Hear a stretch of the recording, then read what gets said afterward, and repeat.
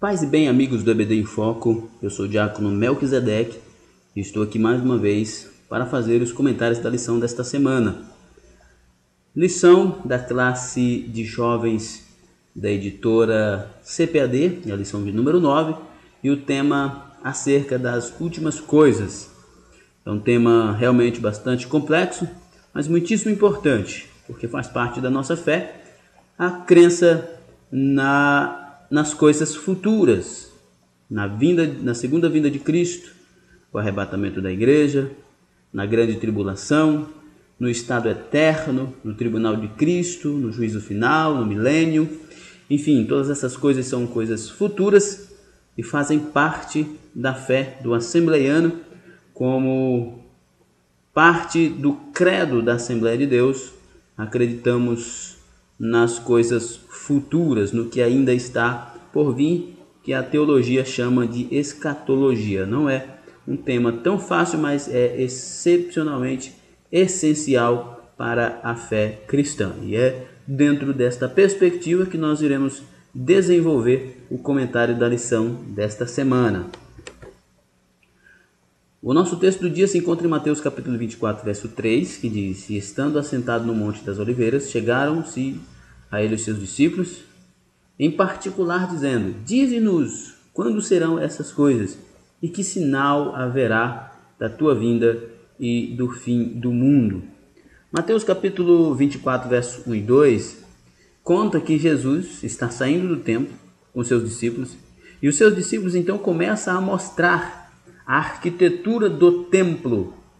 E Jesus então responde para eles que não ficará ali pedra sobre pedra que não fosse derribada. E o verso 3 então já aparece Jesus no Monte das Oliveiras com os seus discípulos, que nos leva a entender que a partir deste momento os discípulos passaram por um momento de silêncio bem grande, porque desde o templo eles atravessaram o Vale do Cedron até chegar ao Monte das Oliveiras para então questionar Jesus sobre quando seriam essas coisas e quais os sinais que haveriam para mostrar que estava chegando a segunda vinda de Cristo e o fim do mundo. A nossa síntese diz: o mais importante não é saber o dia e a hora da segunda vinda de Jesus e do fim dos tempos, mas sim vigiar e estar preparado para esses eventos. Até porque não é possível sabermos o dia nem a hora da segunda vinda de Jesus. Muitos homens já fizeram estas previsões, muitos homens já fizeram previsões do fim do mundo e nenhum deles até então aconteceu, porque de fato o que nós podemos é estarmos vigilantes e preparados para estes acontecimentos, mas em hipótese alguma poderemos identificar o dia do seu acontecimento. Todos que assim portaram, todos que tentaram fazer isso, acabaram sendo envergonhados.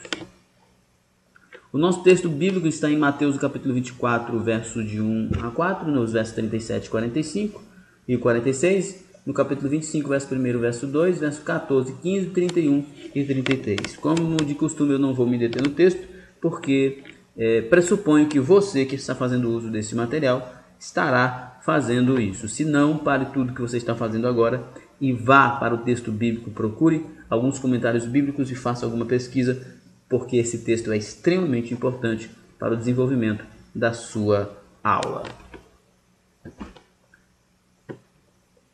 A nossa introdução. Jesus advertiu aos seus discípulos a respeito do apego demasiado às estruturas humanas e a necessidade de se estar atento à nossa conduta para com Deus e com o próximo, a fim de que não venhamos perder a visão correta do reino de Deus, pois o fim de todas as coisas certamente virá.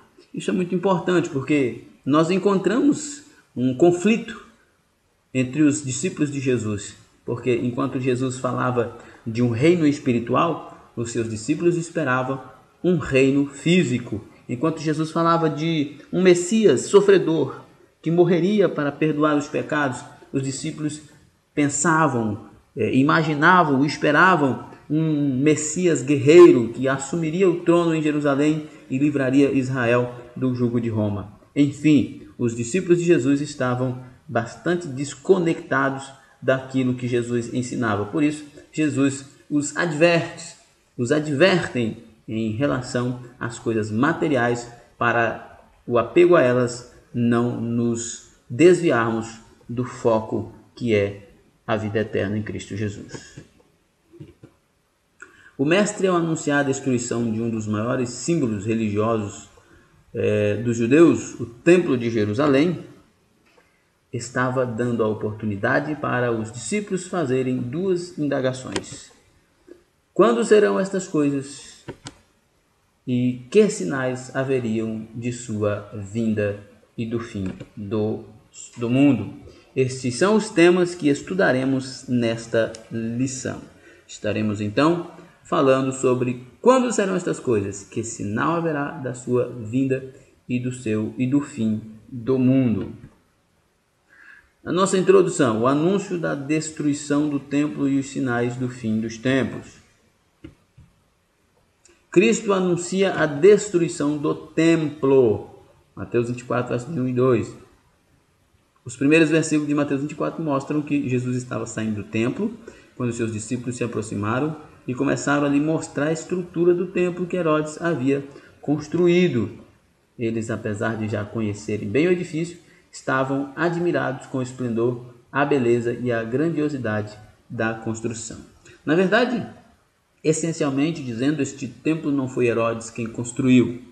O primeiro templo foi construído por Salomão em 586 a.C.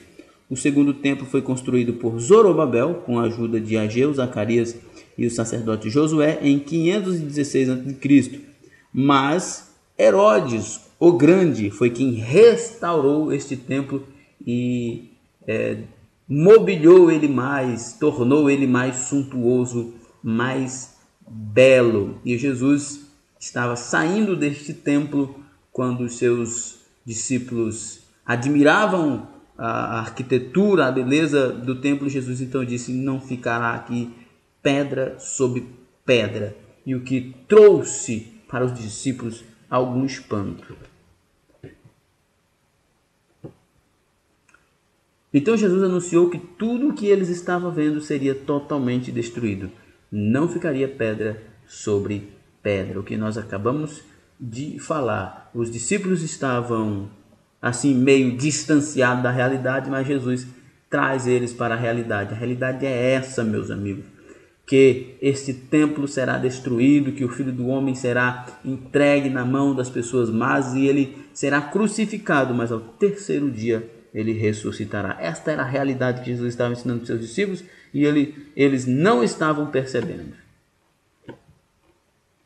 Os discípulos provavelmente ficaram espantados com o que o mestre disse. Muitas dúvidas e questionamentos devem ter surgido na mente deles, principalmente a respeito de quando se dariam estas coisas. Enfim, os discípulos ficaram perplexos, perguntando: será que é agora? Será que vai demorar muito? Será que nós vamos passar ainda por esta geração? Mas enfim, o mais importante, como já foi dito antes, não é saber o tempo da vinda de Cristo, o tempo do fim do mundo, mas estar preparado para este momento.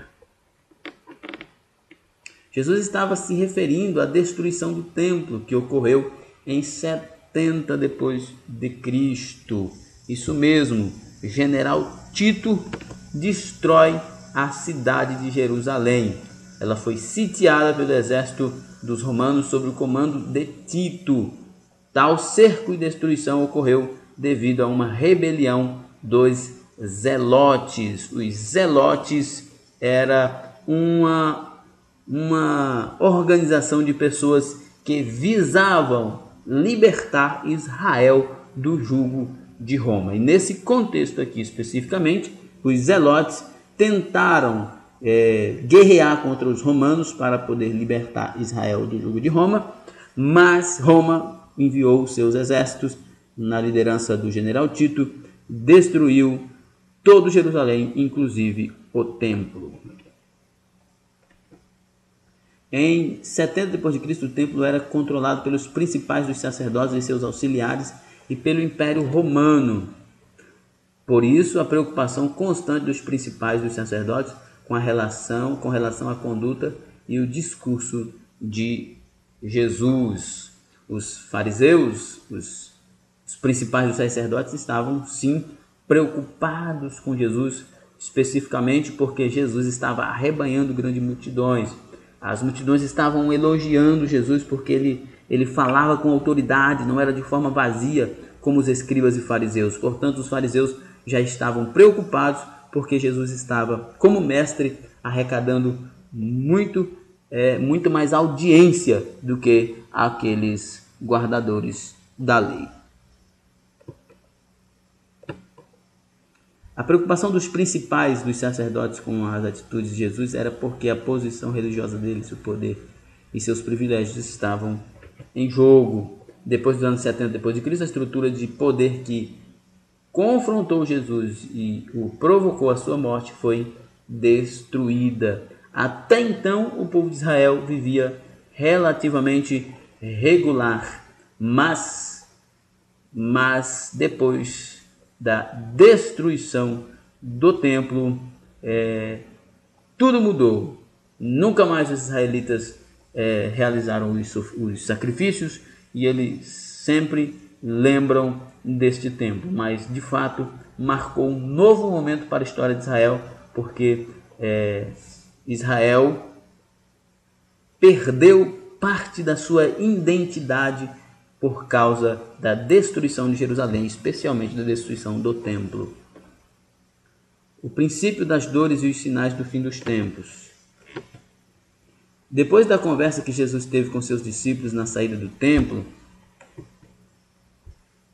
eles vão para o Monte das Oliveiras. Então ele se aproxima de Jesus e pergunta: diz-nos quando serão essas coisas e que sinal haverá da tua vinda e do fim do mundo. Mateus 24:3. Como eu disse no início, os discípulos guardaram um silêncio profundo depois do que Jesus disse na porta do templo, nas imediações do templo, porque eles voltam a questionar Jesus no Monte das Oliveiras, e nós sabemos que para chegar até o Monte das Oliveiras eles precisavam sair da cidade e eles precisavam atravessar o Vale do Cedron até chegar ao Monte das Oliveiras. Então os discípulos guardaram silêncio e no momento que eles chegaram no Monte das Oliveiras, chamaram Jesus em particular e então contaram o que eles estavam pensando. Eles foram questionar Jesus a respeito do que Jesus havia dito lá na porta do templo.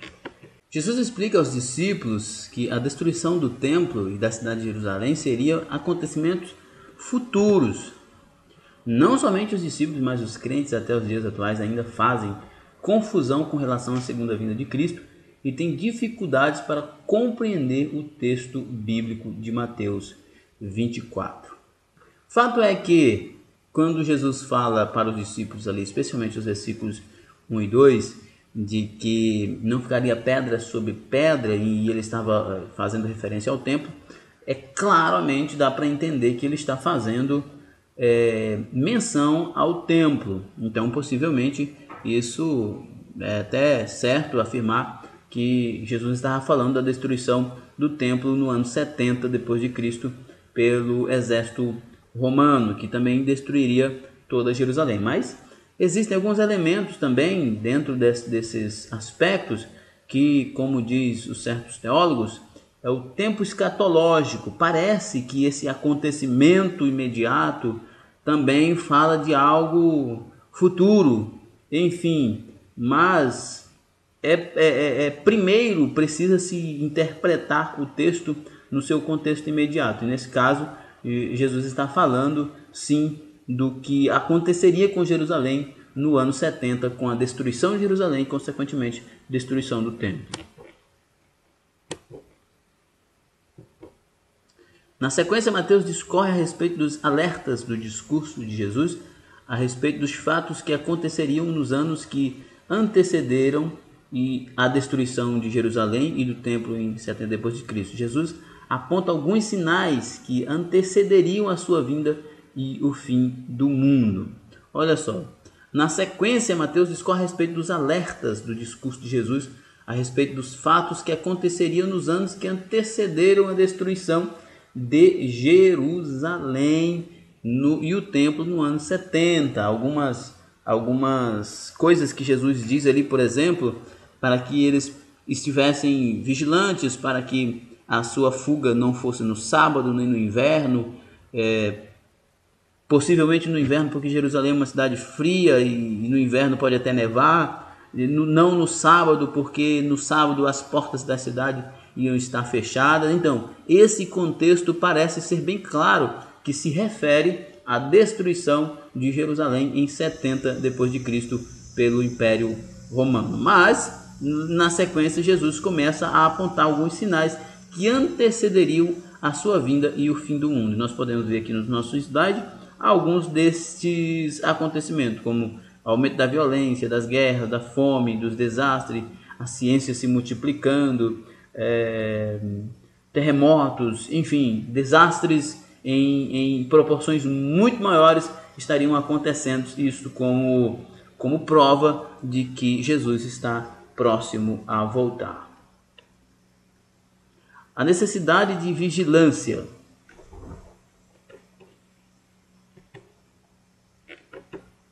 Jesus compara a sua vinda com os dias de Noé. Ele equipara com a surpresa que as pessoas tiveram com o dilúvio, enquanto viviam suas vidas de perversidade e imoralidade. É sempre interessante que os dias de Noé são sempre citados nesse contexto, de pessoas que estão vivendo desapercebidas, estão aproveitando a vida carnal, a vida natural, e esquecendo da responsabilidade para com Deus. E Jesus aqui compara a sua vinda como os dias de Noé, porque Noé passou 100 anos fabricando a arca e anunciando que o dilúvio viria, e as pessoas simplesmente o ignoraram. E não é diferente os dias de hoje, mas Jesus alertou os seus discípulos e alerta-nos na sua palavra que é tempo de estarmos preparados e vigilantes. Mateus apresenta neste capítulo 2 grupos de pessoas: os que aguardavam o fim imediato dos tempos e o estabelecimento do reino messiânico, e o grupo dos distraídos, que não estavam preocupados com a vinda de Jesus e o fim dos tempos. Exatamente o que retrata os dias de Noé. Enquanto Noé trabalhava e anunciava que viria a justiça de Deus através do dilúvio, as pessoas simplesmente o ignoravam. O primeiro grupo, nos versículos anteriores, já haviam recebido as orientações. Então, o segundo grupo agora recebe a advertência de Jesus, pois estavam despercebidos e, se continuassem assim, seriam pegos de surpresa na segunda vinda. Nós precisamos estar sempre atentos, analisando a Bíblia, porque a Bíblia é quem nos fala dos dias do fim. Jesus continua a exortação utilizando a parábola dos 2 servos. O mestre fala a respeito de um senhor e de 2 servos. Um dos servos é fiel e sensato, pois obedeceu e fez tudo o que o Senhor havia ordenado. Tal servo é recompensado e posto como encarregado dos bens de seu senhor. O outro servo é mau, pois se aproveitou da ausência e aparente demora do seu senhor para se divertir e explorar os demais servos. É aquela pessoa que não faz caso das advertências de Deus. Estes 2 servos nos trazem uma comparação muito importante, onde um é fiel, obediente e honra o seu senhor, onde o outro é devasso e profano e desonra o seu senhor, vivendo de forma despretensiosa, sem responsabilidade, gastando os bens do seu senhor, maltratando os seus colegas de trabalho. Nós vemos isso muito nos dias de hoje. Aqueles que estão vigilantes e aqueles que acham que Jesus nunca irá voltar para buscar a sua igreja.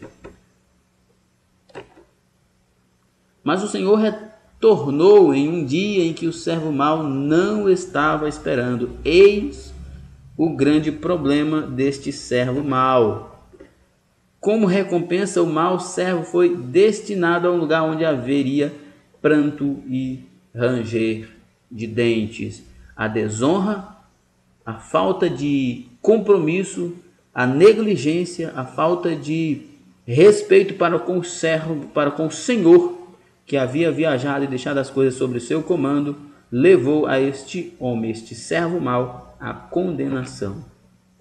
Jesus estava mostrando que os seus servos deveriam estar sempre preparados para a sua vinda e agir como o servo fiel e prudente.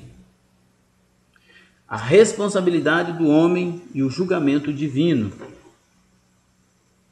A parábola das 10 virgens. Jesus utiliza a parábola das 10 virgens. O ambiente da parábola é uma festa de casamento dentro dos costumes judaicos. O ponto alto das bodas era o momento em que o noivo e sua comitiva seguiam até a casa da noiva, que também tinha o seu cortejo. Nós precisamos olhar para isso aqui de uma forma muito cautelosa, porque o exemplo que é dado aqui é de um casamento na cultura judaica.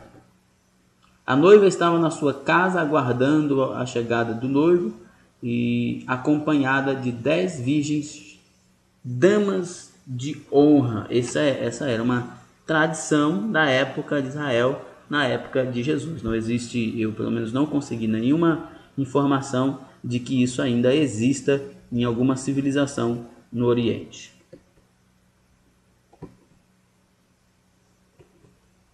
Cinco virgens eram prudentes, pois levaram uma reserva de óleo para suas lâmpadas caso o noivo demorasse a chegar. Mas 5 virgens foram chamadas de insensatas, loucas, pois não providenciaram reserva de azeite para suas lamparinas. Algumas pessoas fazem a alusão desse texto, referindo esse texto a pessoas crentes e não crentes. Outros já dizem que esse texto diz respeito à igreja, porque todas eram virgens, mas tem aqueles que estão preparados e aqueles que não estão preparados e de fato não entrarão no gozo do seu Senhor. Porém, nós precisamos entender que, apesar de extrair todas essas lições, a ideia de Jesus aqui é, mais uma vez, dizer para os seus discípulos e para nós que nós devemos estarmos preparados, que nós devemos estar atentos, porque coisas acontecerão que nos mostrarão que Jesus está perto de chegar.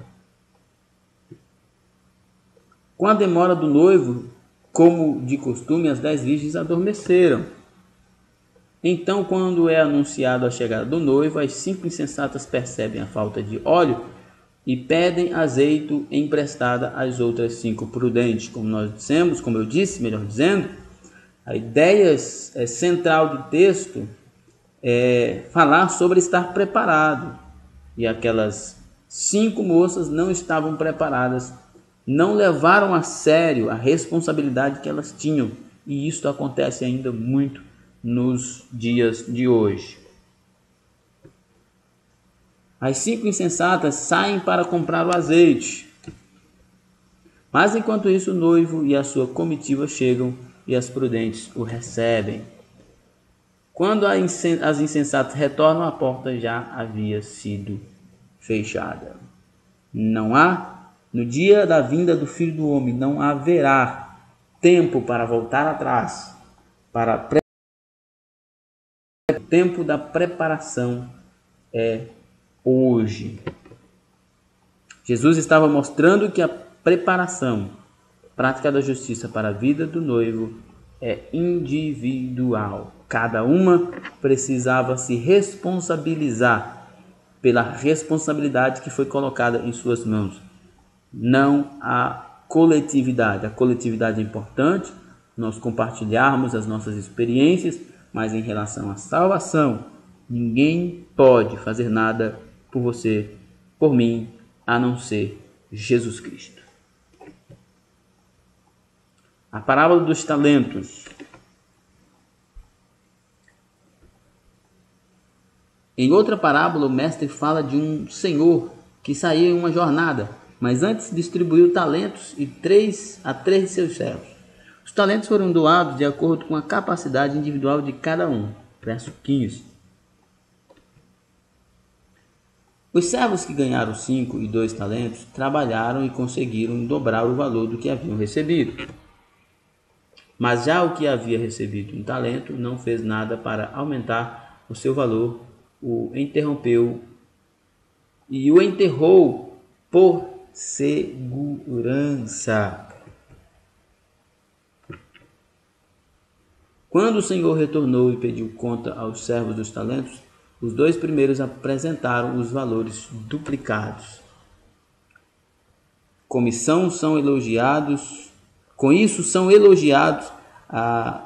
e recebem a promessa de receber ainda maiores responsabilidades.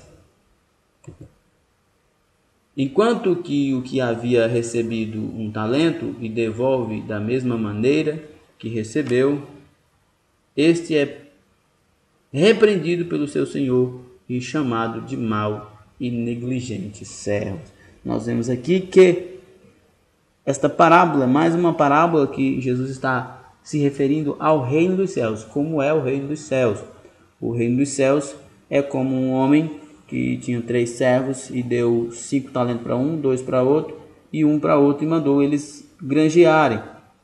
O reino dos céus é assim, a ideia é de expansão, a ideia é de que você que recebe o reino dos céus, você deve fazer com que ele cresça em sua vida de tal forma que ele vá se expandir para outras pessoas. Se você é o único crente na sua família, no seu trabalho, na sua casa, você precisa fazer esse talento, granjear esse talento, fazer esse talento produzir a ponto de ganhar almas para Cristo Jesus. As pessoas sempre associam a parábola dos talentos a virtudes, a dons, mas ainda que tenha as suas aplicações dentro desse contexto, o mais importante aqui é lembrar que Jesus está falando de estar preparados, Jesus está falando de serem produtivos no reino dos céus, de fazer com que o reino cresça dentro de nós até chegar a outras pessoas. O talento que lhe havia sido dado é retirado e entregue ao que estava com 10 talentos. O ponto central dessa parábola é o uso dos talentos e capacidades recebidas por Deus em favor do seu reino. Bom, nem todo mundo concorda com o ponto aqui dito pelo escritor, de que o ponto central dessa parábola é o uso dos talentos e capacidades recebidas por Deus em favor do reino. Na verdade, a sequência que nós vemos dos acontecimentos aí no livro de Mateus não nos diz exatamente isso. A ideia é mais aquela que eu falei, a expansão do reino dos céus. O reino dos céus é como um homem que tinha 3 servos e deu a cada um deles talentos. Um deu 5, outro deu 2 e outro deu 1. O que tinha 5 granjeou, fez gerar mais 5. O que tinha 2 granjeou e fez gerar mais 2.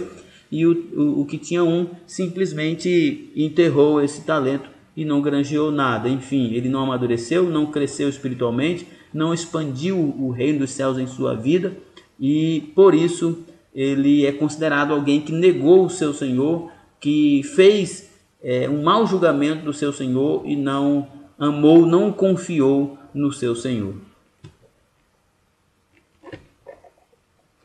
Não importa quantos talentos são dados, mas Jesus ressalta que todos devem ser utilizados em favor do reino dos céus. A vinda do Filho do Homem em glória. Mateus anunciou a chegada do Filho do Homem em glória, uma figura apocalíptica que vem para julgar todas as nações. Isso não significa que todas as nações, como nações, estarão lá para ser julgadas, mas estarão lá como povos. Não é que o Brasil vai estar lá como nações para ser julgado, mas cada brasileiro estará lá para ser julgado. Quando Mateus fala a respeito do julgamento, ele está se referindo ao momento em que as obras, atitudes de todas as suas... Quando Mateus fala a respeito do julgamento, ele está se referindo ao momento em que as obras, atitudes de todos são expostas.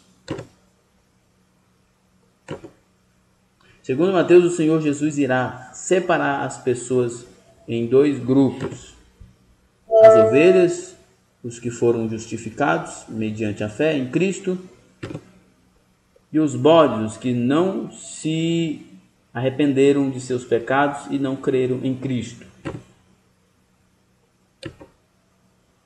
O Senhor Jesus mostra aqueles que são verdadeiramente suas ovelhas entrarão no reino dos céus. Somente as ovelhas usaram de misericórdia para com as pessoas. Os bodes simplesmente ignoram as necessidades dos desvalidos. Conclusão. Nessa lição aprendemos que os eventos da destruição do templo tipificam os sinais da segunda vinda de Jesus e do julgamento final. Aprendemos também que precisamos estar atentos para que não sejamos surpreendidos pelo dia do Senhor. Nós temos aqui as nossas perguntas, e eu, como de costume, não vou me deter nelas, mas você fará o uso necessário destes subsídios para alcançar o êxito proposto pela lição nesse estudo. Nós temos os cursos da EBD em Foco. Você visita lá a página do EBD em Foco e confira, faça curso do EBD em Foco, capacite-se e tenha escolas dominicais muito mais dinâmicas. Lembrando que este slide só pode ser baixado no EBD em Foco, portanto é terminantemente proibido a circulação dele pelo WhatsApp. ebdemfoco.com, visite a nossa página e confira o melhor para a EBD.